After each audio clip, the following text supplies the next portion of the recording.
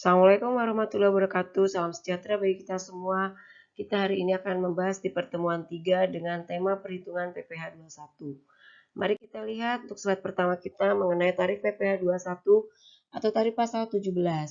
Yang pertama adalah mengenai wajib pajak orang pribadi dengan besar tarifnya 54 juta.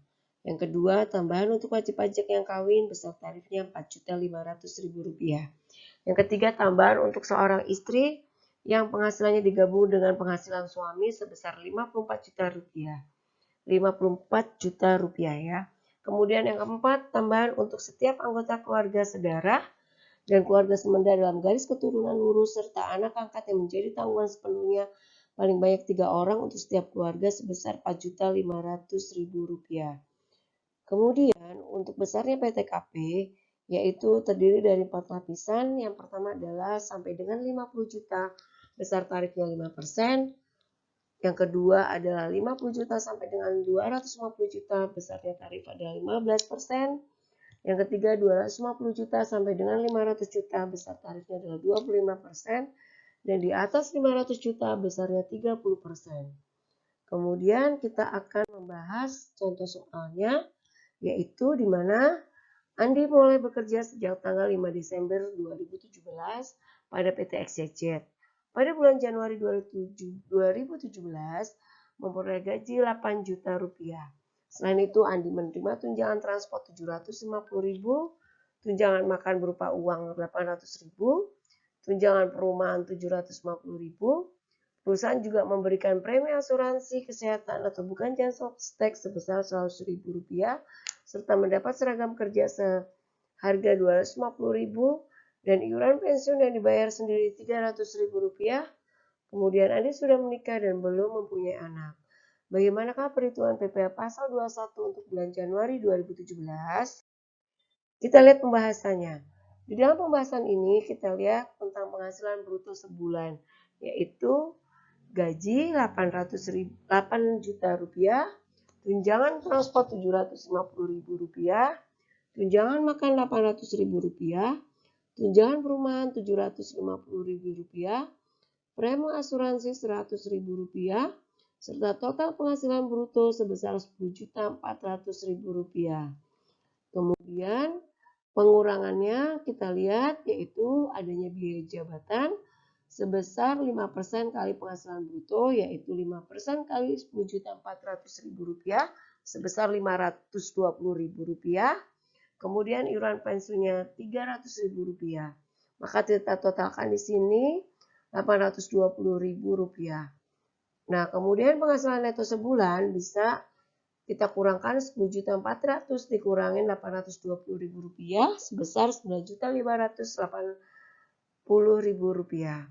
Kemudian kita setahunkan 12 kali Rp9.580.000 sebesar Rp114.960.000.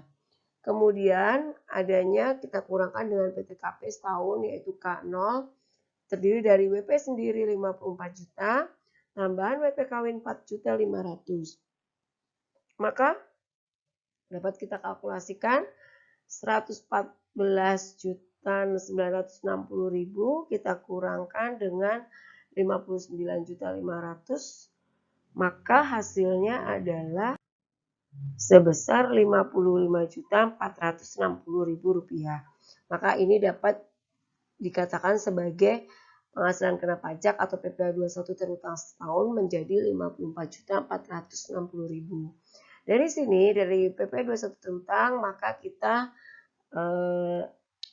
lakukan adanya perhitungan dengan tarif PPh pasal 17 tadi. Di mana lapisan pertama sampai dengan 50 juta, yaitu 5% dikali 50 juta sebesar Rp2.500.000. Yang kedua adalah sisanya ya dari 55.460.000 yaitu 15% kali 5.460.000 sebesar Rp819.000. Maka dapat kita totalkan PPh 21 terutangnya Rp3.319.000. Maka PPh terutang sebulan Rp3.319.000 dibagi 12.